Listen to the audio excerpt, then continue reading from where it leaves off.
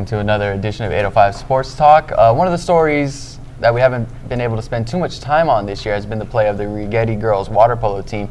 They're 10-3 overall this year and 2-1 in the Pac 8 league. They lost to Arroyo Grande, one of the better teams in Division 2, 8-4 earlier this season, and they have a big game coming up at Paso Robles next week. Paso Robles is 9-6, also 2-1 in league.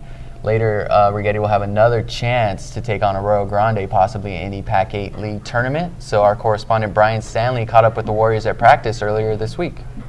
Ranked 4th in the latest CIF Southern Section Division 3 poll, the Righetti Warriors girls water polo team and head coach Roxanne Leisure are pushing hard to make another run at the playoffs. I can't describe to you how excited we were when we got those polls, that second poll where we were ranked 4th. And the girls, I think, are getting this season are getting to be to the point where they see the rewards, they see the effort turning into reward, they have that drive, they have that natural competition to really work with. Currently in second place with Paso Robles in the Pac 7 league standings behind the Arroyo Grande Eagles, Righetti finished second at the Mistletoe Classic in Newberry Park and 4th at the Arroyo Grande tournament.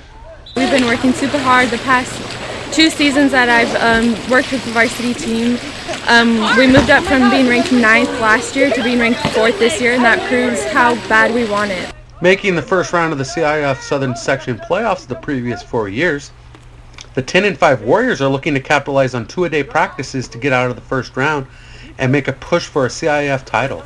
Overall, we want to become a 4-quarter team, and I think that's, for the most part, what we've been lacking so far. We have either a slow start or a slow end to some of those CIF games, and we really wanted to change that. So that's part of the 2-a-days where we need to start and finish the day strong every day. Leisure describes senior Emma Savasso as one of the most attentive players on the squad, with constant awareness of the location of the ball on offense and defense.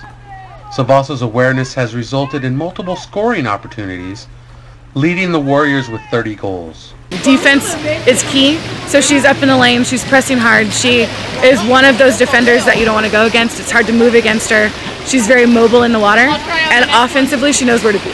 So she's the one that puts herself in those spots to really get to where she needs to be in order to execute for our program. Senior Madison Villa plays a key role in controlling the Warriors' defensive movements in mid-pool, providing valuable stops in close games. Leisure says Villa is a dual threat in the pool, having a strong shot to go along with her tough defense.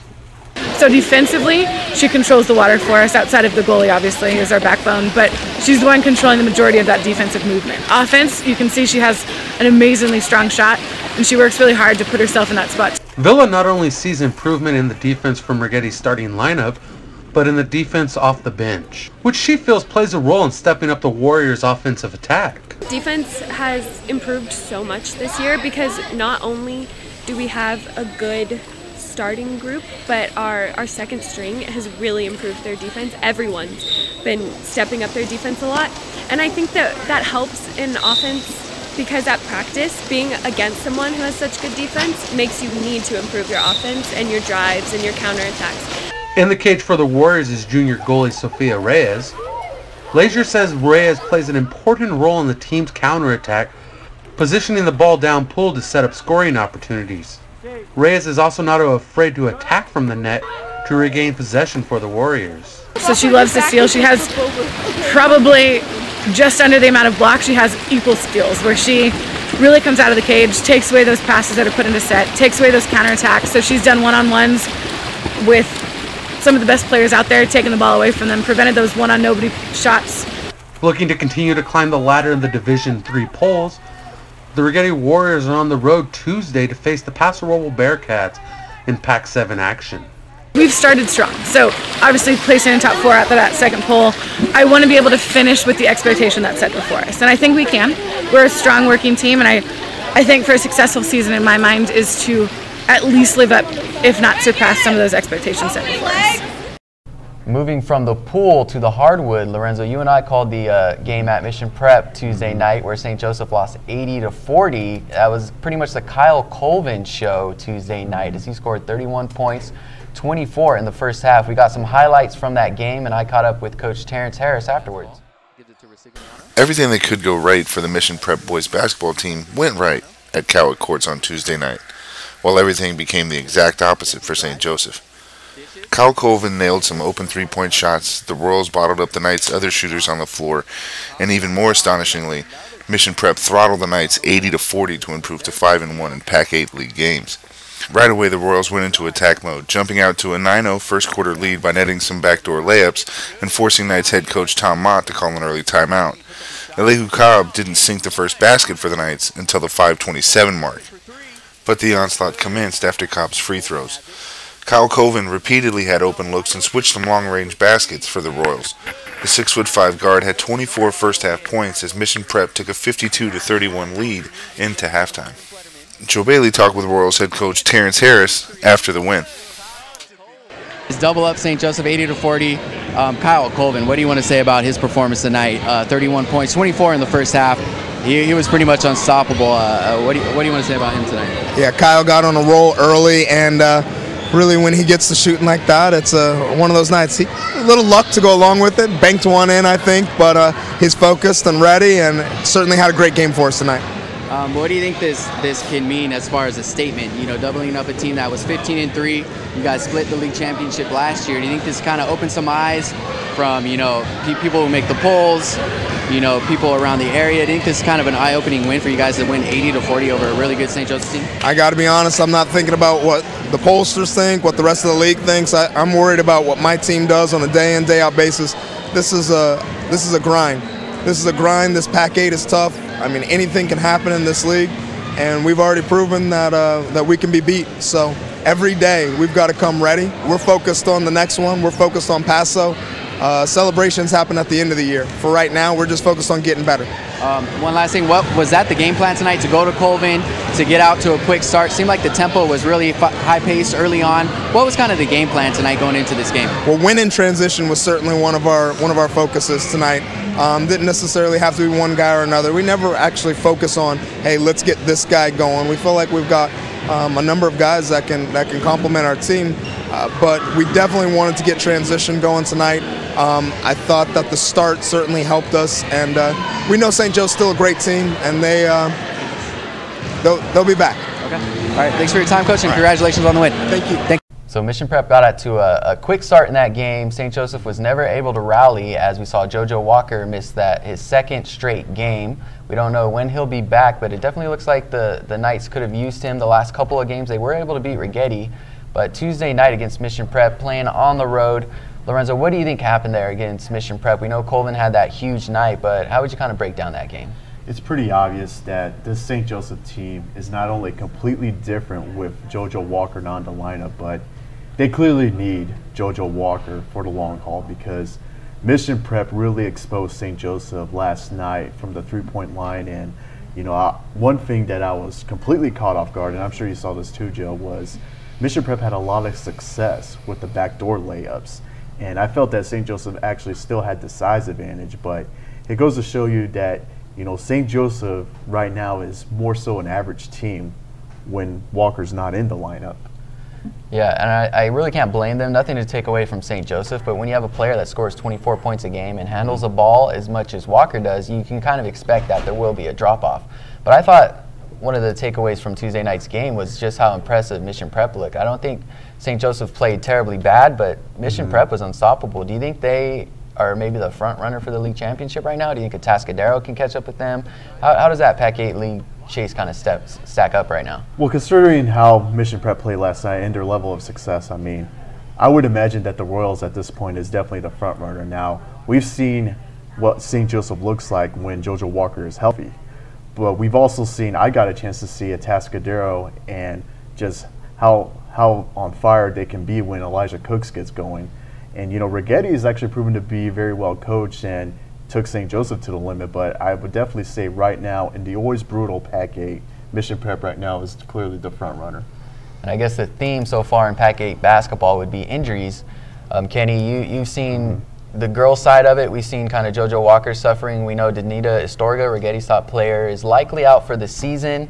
You've actually caught quite a bit of good action. You saw Righetti beat St. Joseph Friday in girls basketball, and you also caught some girls soccer action Tuesday night. What's the last week been like for you? As you said, I was able to see quite a bit of good prep action. saw St. Joseph two ways. I saw them fall against Righetti's basketball team. I saw St. Joseph defeat Mission Prep 1-0 on a very nice pass from Ryan Cash Cologne to Macy Cochran. Basketball side of it, yes, unfortunately it does look as though Danita will be out for the rest of the year. But the St. Joseph game, after looking lost on offense in the first quarter, it seemed as though Righetti, they figured out a blueprint as to what they would need to do without her. They played a very effective zone defense. St. Joseph looked rushed against it. Righetti dove to every loose ball. After they seemed to be caught flat-footed most of the first quarter on rebounds, they got to most every rebound. They made shots from all over the floor.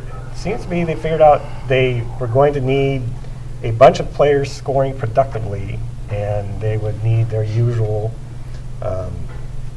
good defense. Desiree Dominguez, the coach, she was a 3-time defensive player of the league defensive player of the year when she was at Righetti. She always stresses defense. They figure their defense will have to fuel a lot of their offense. Can they win the league title without her? Frankly, the only team I see at this point that could pose a potential stumbling block for them without Danita would be Aurora Grande. They did beat Aurora Grande with 19, but that was when Danita was in there. And of course, besides scoring 16+ points a game, averaging, and being the team's leading rebounder, Danita was the leader on offense, helped coordinate the defense, was really almost a coach on the floor. But they seem to be carrying on well. Now we'll just see how it goes for the rest of the year. Now, Desiree's group plays at Aurora Grande Tuesday night. That should be a big one. Lorenzo, you and I broadcast that first round matchup, and Righetti's boys host Aurora Grande, and that should also be a pretty interesting Pac-8 League game, and we'll broadcast that one Tuesday night from Righetti High School. So there's a lot of good action closing out this week and next week on the prep slate. Now, Elliott, I know you follow NHRA religiously. You love the historical side of sports here in the Central Coast. Can you get us kind of caught up to speed on those two areas? Well, there is news. The first I'll go with the history. The Santa Maria Valley Sports History Club has another display. They've taken over the Historical Museum, the Historical Society's Museum on South Broadway once again for the month, and they have a history of boxing in the Santa Maria Valley. And actually there's some quite good boxing that's gone on back to the 50s, 60s, and it's not just this past Olympics that we all of a sudden Carlos Balderrama showed up and boxing started, Balderas rather, started on the Central Coast. So they're showing that off, and they have an open house actually Saturday from 12 to 3 where everybody's invited, and you'll get to meet some of these old-time boxers from the 50s and 60s. And you can talk to them, they'll share stories, and there's all kinds of displays there. The other thing, the drag racing season's getting underway in just a couple weeks down in Pomona, as it does every year. It begins the season and ends the season in Pomona at Auto Club Raceway.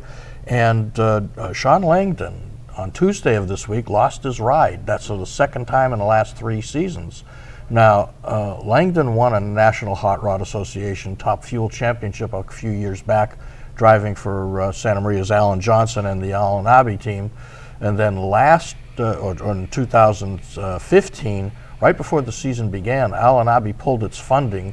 Alan Johnson self-funded the team as far as he could, but about 3/4 of the way through the season, right before their countdown to the championship, he just couldn't fund it anymore, and Sean Langdon then hooked the ride with Don Schumacher Racing for the end of that season, and then again, excuse me, for all of the 2016 season.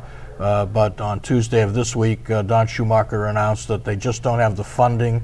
They're parking that car. Langdon is going to, just like Alan Johnson is, out there beating the bushes looking for sponsors, because Alan Johnson still doesn't have any. He's got 2 cars and they're just sitting there right now, so he's looking for sponsors to get at least one of them back on the track. and Langdon is now looking for sponsors to try and get that Schumacher car back on the track. And remember, Schumacher's the team, it's the biggest team in the National Hot Rod Association, and San Luis Obispo's Ron Capps is one of his drivers in Funny Car and is now the reigning Funny Car champion. The Funny Car side is not going to change at all, and some of the Top Fuel side with Antron Brown and Don Schumacher's own son, Tony Schumacher, they'll still be driving Top Fuel dragsters. But for right now, Langston's car's been parked, and he's looking for sponsors.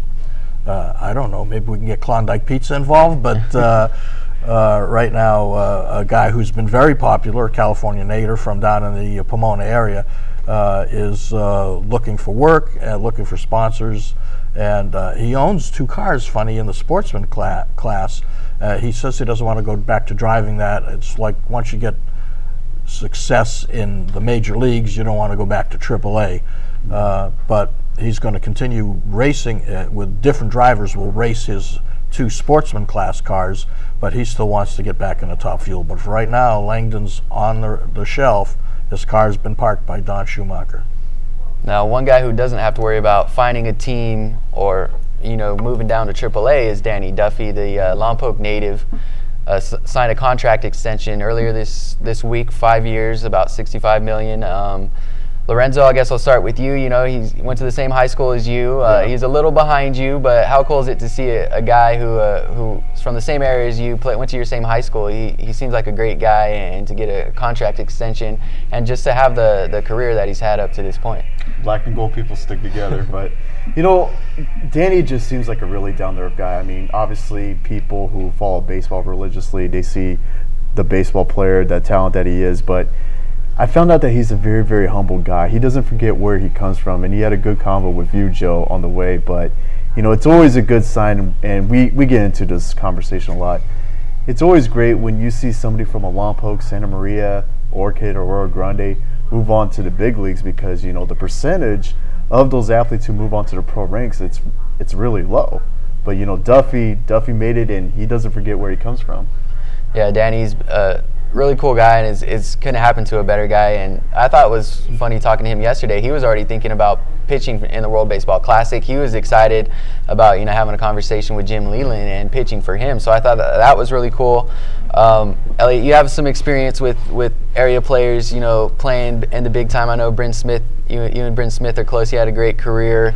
What do you think about Danny getting a nice extension with the Royals? Well, here's one of the things. Duffy could have made in arbitration this year over $7 million for one season, and then hit the free agent market and signed a $50, $60, $100 million contract. If he continues to pitch the way he has, especially last year since he's come back from Tommy John surgery, he could command huge dollars. Not that what he's getting is small change.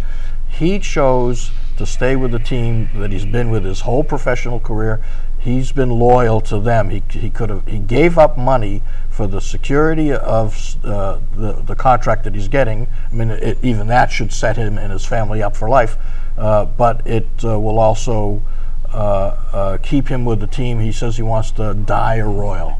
And I talked to Bryn Smith about it, and he thinks it's great that that he has shown that kind of loyalty to the team, and he hopes the team shows that loyalty on the back end, that they don't just take him now for the prime of his career, which will take him till he's about 32 years old, and then discard him at some point, but make him a George Brett.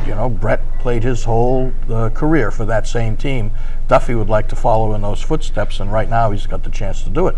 And the Hall of Fame announcement is coming out, and Tim Raines is expected to get a nod, and Bryn Smith played with not only Tim Raines but Hall of Famers Gary Carter and Andre Dawson, and a guy who is not in the Hall of Fame but is the all-time career hits leader, Pete Rose, played with all of those guys, and Dawson and Raines and Carter for years in Montreal. Rose was only there a short time, and he tells great stories. And one of the things he was talking to me about was that Tim Raines they call him the Rock. I know when you know, there's a famous Rock, the former football player, became a wrestler. Now he's a big-time movie star, and you think the Rock, oh, he's, you know, Mr. Muscles, and he said no, the Rock was because he had hands of stones and he couldn't catch a ball, and he started off as an infielder. And Bryn and Tim Raines played together in AA baseball, and back then they realized that Raines could hit and he could run, but he couldn't field a hard-hit ground ball. They moved him to the outfield where the ground balls come much slower and more of them come in the air. He could catch those balls, and it looks like now he'll go from that to being a Hall of Famer. And you know, Bryn is a great guy if you ever get to talk to him about baseball, the science of baseball. And I know he's talked to Danny Duffy. Bryn Smith had a 13-year major league career after 9 years in the minor leagues. That's sticking with it. And he had about an 85-mile-an-hour fastball. But he was a technician. He in, out, up, down. The psychology of pitching is what really took him for those 13 years. You know, and he still stays up with it. He still stays friends with all these people. So back to Danny Duffy, he thought that was a great move. That maybe it is a good sign that there is still loyalty in sports, and not everybody, even though there are mega dollars still involved, not everybody is chasing that $100 million, $200 million contract, and some people still play for the love of the game and have loyalty to the people that were behind him when he was a rookie, when he walked away from baseball one time, came back to it, injured his arm, took more than a year to rehab it, and they stayed with him the whole time, and then he's paid them back. He pitched well in the World Series that they won. He pitched well. He was their leader last year. Even with other stars on that roster, he was their best pitcher for most of the season. So this is a story that I think we will all agree will have a happy ending. Now, Bryn Smith had a very long MLB career. Danny's in the midst of a long MLB career. Now, we have a Central Coast guy, Abu Danladi, who is just embarking on an MLS career.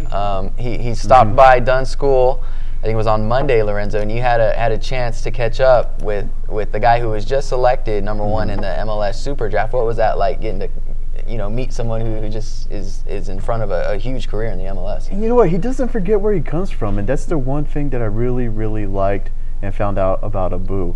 I mean, he joked that he still has his stuff with his host family in Los Olivos, and he kind of denies that he's a celebrity in this small town of barely over 1,000 people, but he was really down to earth, real humble, always had a smile on his face. And another thing too is that he approached this day as if like he was at a practice for Dunn. I mean, he did his lap, he did some stretches, and then he went ahead and participated in some kicking drills. And I think the cool part though was seeing just how surprised the coaches and the players were when Abu made an appearance. So it was definitely a highlight moment for those kids.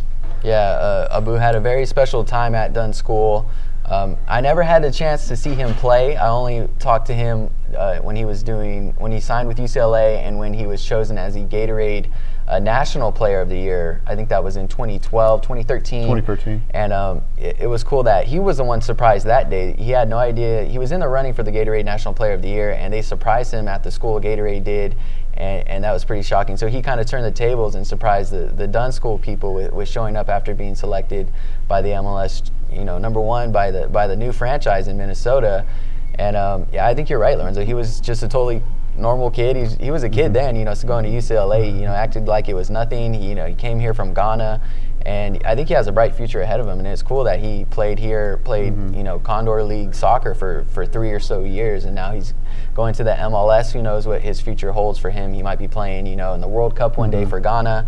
He might be playing, in Europe or something like that. So it was really amazing to see that he was selected #1. And I can't think of an athlete who went first overall in any sport from this area. I mean, NFL, NBA, MLS. There's a guy from this area who went first overall in the Super Draft. So it's a cool sign for the 805. Right, he is. We had you know, people like Robin Ventura, Mark Brunell, Napoleon Kaufman, Danny Duffy, they all got drafted pretty high, but none of them was the #1 overall. And it is nice to see that he's you know, been coming back right away. I talked to people at Major League Soccer before the draft, and they said he was going to be one of the top 3, that injuries were a concern that he had when he was at UCLA, although he was the National Freshman of the Year when he played for UCLA his first year there. And the pros were worried that he might be a little bit fragile because he's overcome some injuries. But even with that, they didn't think he would fall below #3 overall.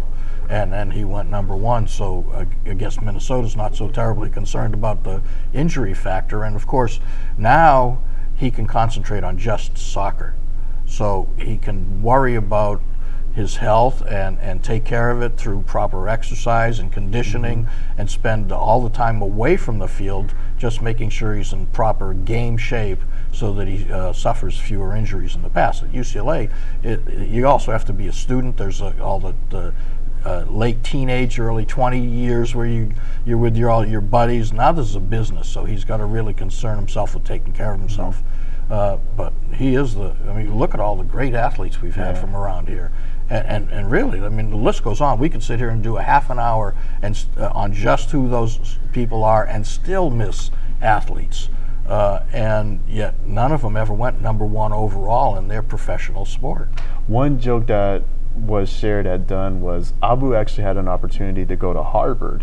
And he said, well, I don't want to go to Harvard because I would have to study too hard, so that's why he chose UCLA. But the rest is history, though. Although the UC schools are academically pretty good, too. For sure. That's all we got for this week. Thank you guys for tuning in once again. Be sure to tune in Tuesday night. We'll be at Righetti as the Warriors host Aurora Grande in a boys basketball game. Thursday, Santa Maria Times. Be sure to check that out. We got a lot of good coverage. I know, Kenny, you're working on previews for Hancock baseball and softball, so we have some great coverage planned for you in print, online, and a ton of video as well, live webcasting as well, our basketball games. Thank you guys for tuning in to another edition of 805 Sports Talk.